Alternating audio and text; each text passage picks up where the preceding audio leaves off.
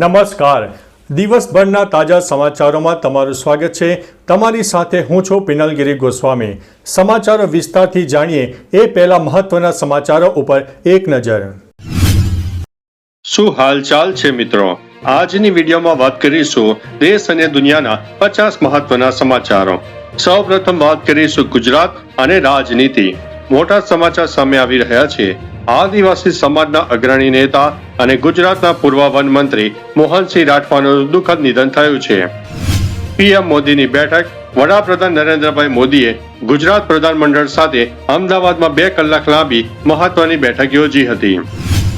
Semi conductor hub. PM મોદીએ સાણંદમાં પ્રથમ end to end OSAT semiconductor સુવિધાનો પ્રારંભ કરાવ્યો. Bullet train. સુરત બિલીમોરા વચ્ચે બુલેટ ટ્રેન શરૂ થવાની સંભવિત તારીખ અંગે રેલવે મંત્રીએ મહત્વની જાહેરાત કરી છે. કેજરીવાલને ઝટકો. પીએમ મોદીની ડિગ્રીના દસ્તાવેજોની માંગ પર અમદાવાદ સેશન કોર્ટે અરવિંદ કેજરીવાલની રિવિઝનલ અરજી ફગાવી દીધી છે. વડોદરા કોર્પોરેશન. વડોદરા મહાનગરપાલિકામાં વહીવટી વડા સહિત 5 ટોચના અધિકારીઓએ સામૂહિક રાજીનામા આપતા ખળભળાટ મચી ગયો છે. અમદાવાદ. સરખેજ. રોજાના કાફેમાં ચાલતા ગેરકાયદેસર હુક્કા બાર પર ક્રાઇમ બ્રાન્ચે દરોડો પાડીને 66,000 રૂપિયાનો મુદ્દામાલ જપ્ત કર્યો છે.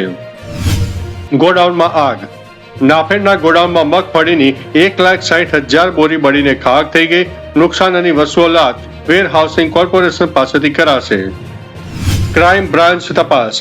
ઈડી અને સીબીઆઈના નામે કરોડોની ઠગાઈ કરનાર મહાટગના કડી સ્થિત નિવાસ સ્થાને ક્રાઇમ બ્રાન્ચે 7 કલાક સર્ચ ઓપરેશન હાથ ધર્યું છે. Viral video. અમદાવાદના સરદારનગરના ભાજપ કોર્પોરેટરનો એક વિડીયો સોશિયલ મીડિયા પર ભારે વાયરલ થઈ રહ્યો છે. હવે વાત કરીશું હવામાન અને પૂરની પરિસ્થિતિ.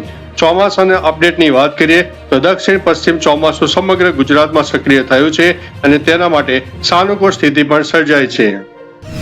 ભારે વરસાદની આગાહી. હવામાન વિભાગ દ્વારા આગામી 7 દિવસ રાજ્યમાં સાર્વત્રિક ભારે વરસાદની આગાહી વ્યક્ત કરવામાં આવી છે. તાપીમાં મેઘતાંડવ. તાપીના ડોલવણમાં 7 ઇંચ વરસાદ ખાબકતા અંબિકા નદીમાં ઘોડાપૂર આવ્યું છે. દક્ષિણ ગુજરાતમાં એલર્ટ. નદીઓ ઓવરફ્લો થવાને કારણે સુરત અને નવસારી પર પૂરનું મોટું સંકટ મંડાઈ રહ્યું છે. ગીર સોમનાથ. 2 નદીઓના પાણી ફરી વળતા ઉનાનું સૈયદપરા રાજપરા ગામ સંપૂર્ણ બેટમાં ફેરવાઈ જવા પામ્યું છે. બોટ તણાઈ. ઉનાના દરિયા કિનારે નદીના ધસમસતા પ્રવાહમાં 6 જેટલી માછીમારોની બોટો તણાઈ ગઈ હોવાના અહેવાલ મળી રહ્યા છે. માછીમારોને ચેતવણી. ભારે પવન અને તોફાની દરિયાને કારણે આગામી 5 દિવસ માછીમારોને દરિયો ન ખેડવા માટે આદેશ આપવામાં આવ્યા છે. અમરેલી એલર્ટ. અમરેલી જિલ્લાના 8 થી વધુ ગામડાઓને નદીઓમાં નવા નીરની આવક થતા તંત્ર દ્વારા એલર્ટ કરવામાં આવ્યું છે. મહુવા. મહુવાની માલણ નદીમાં ભારે વરસાદના કારણે નવા નીરની રેલમછેલમ જોવા મળી રહી છે. અમદાવાદ રસ્તાઓ. અમદાવાદમાં સામાન્ય વરસાદમાં પણ સ્માર્ટ સિટીના રસ્તાઓ બેસી જતા તંત્રની પોલ ખુલી ગઈ છે. હવે વાત કરીશું રાષ્ટ્રીય સમાચારની. નીટ યુજી પેપર લીક કાંડ. નીટ પેપર લીક મામલે મોટો ખુલાસો થયો છે કે 1 લાખ રૂપિયામાં ખરીદેલું પેપર 1.5 લાખ રૂપિયામાં વેચાતું હતું. રામ મંદિર ચોરી. અયોધ્યા રામ મંદિરમાં રોજ અંદાજિત 8 લાખ રૂપિયાની ચોરી થતી હોવાના ખુલાસાથી તંત્રમાં દોડધામ મચી જવા પામી છે. મહારાષ્ટ્ર અકસ્માત. મહાલક્ષ્મી નજીક હાઈવેના ખાડાના કારણે માત્ર 12 મિનિટના ગાળામાં ધડાધડ 15 જેટલા એક્સિડન્ટ સર્જાયા છે. વાહન ચાલકો માટે સમાચાર. ડીઝલમાં આઇસોબ્યુટેનોલ બ્લેન્ડિંગ કરવાની નવી નીતિ પર સરકાર ઝડપથી કામ કરી રહી છે. ધીરેન્દ્ર શાસ્ત્રી. બાગેશ્વર ધામના ધીરેન્દ્ર શાસ્ત્રીએ નિવેદન આપ્યું છે કે દોષિતો સામે કાયદાકીય કાર્યવાહી ચોક્કસ થશે. નિધન. પદ્મ વિભૂષણથી સન્માનિત પ્રખ્યાત પાંડામણી ગાયિકા તીજનબાઈનું 70 વર્ષની વયે નિધન થયું છે. દિલ્હી મેટ્રો. રાત્રિના 10 વાગ્યાથી સવારના 4 વાગ્યા સુધી ચોક્કસ રૂટ ઉપર સમારકામને કારણે રસ્તાઓ બંધ રાખવાનો નિર્ણય કરવામાં આવ્યો છે. Dahod hit and run. Limkheda પાસે હિટ એન્ડ રનની ભયાનક ઘટનામાં બાઇક પર સવાર 3 યુવકોના ઘટના સ્થળે મોત નીપજ્યા છે. મોરબી અગ્નિકાંડ. રફાળેશ્વર જીઆઈડીસીના ગોડાઉનમાં ભીષણ આગ લાગતા હજારો મણ મગફળીનો જથ્થો બળીને ખાખ થઈ જવા પામ્યો છે. રાજકોટ અકસ્માત. ધોરાજીમાં હિટ એન્ડ રનની ઘટનામાં 2 લોકો ઈજાગ્રસ્ત થયા છે, જેમાંથી એકની હાલત ગંભીર હોવાનું સામે આવ્યું છે. હવે વાત કરીશું બિઝનેસ અને ઇકોનોમીની. શેર બજારમાં તેજી. સતત ત્રીજા દિવસે શેર બજારમાં તેજી જોવા મળી. આઈટી અને રિયલ્ટી શેરોમાં જોરે સેન્સેક્સ 262 પોઈન્ટ ઉછાળ્યો હતો. ઈપીએફઓ ફેરફાર. ઈપીએફઓ પોર્ટલ પરથી 2 મોટી સેવાઓ હટાવાઈ છે. આવો નવો યુએએન ઓનલાઈન જનરેટ કે જૂનો ડાયરેક્ટ એક્ટિવેટ નહીં થાય. ભારત ઇઝરાયલ વેપાર. ભારત અને ઇઝરાયલ વચ્ચે નવી ફ્રી ટ્રેડ ડીલ આજથી અમલમાં આવતા બિઝનેસ સેક્ટરમાં મોટો ફાયદો થશે. સોનાની માંગ. ભારતમાં આર્થિક અનિશ્ચિતતા વચ્ચે મધ્યસ્થ બેંકોનો ડોલર પરથી વિશ્વાસ ઘટ્યો છે અને સોનાના રોકાણમાં મોટો વધારો થયો છે. વિકાસ પ્રોજેક્ટ. ગેર પંથકમાં સર્વાંગી વિકાસ માટે સરકારે 1400 કરોડ રૂપિયાનું વિશેષ ભંડોળ ફાળવ્યું છે. હવે વાત કરીશું ટેકનોલોજી અને ડિજિટલ ઇન્ડિયાની. એપ્લિકેશન ઉપર પ્રતિબંધ.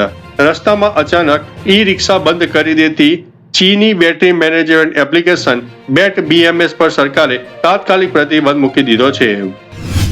નવી આધાર એપ્લિકેશન. યુઆઈડીએઆઈ દ્વારા યુઝર્સની સુરક્ષા માટે નવી અપગ્રેડેડ આધાર એપ્લિકેશન લોન્ચ કરવામાં આવી છે, જેને તરત ડાઉનલોડ કરવા માટે જણાવવામાં આવ્યું છે. આયુષ્યમાન ભારત. હેલ્થ સેક્ટરમાં ડિજિટલ ક્રાંતિ લાવવા માટે સરકાર દ્વારા આયુષ્યમાન સારથી ચેટબોટ લોન્ચ કરવામાં આવ્યું છે. બાયનાન્સ સીઈઓ.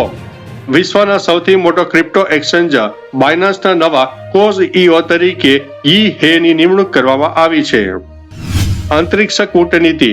દક્ષિણ એશિયાથી સેલેન્સ સુધી ભારતીય સ્પેસ એજન્સી ઈસરો પોતાની સેટેલાઇટ સેવાઓનો વ્યાપ હવે વધારી રહી છે. હવે મિત્રો વાત કરીશું હેલ્થ લાઇફસ્ટાઇલના સમાચારો. ઉપરાંત મિત્રો એસટીના સમાચાર.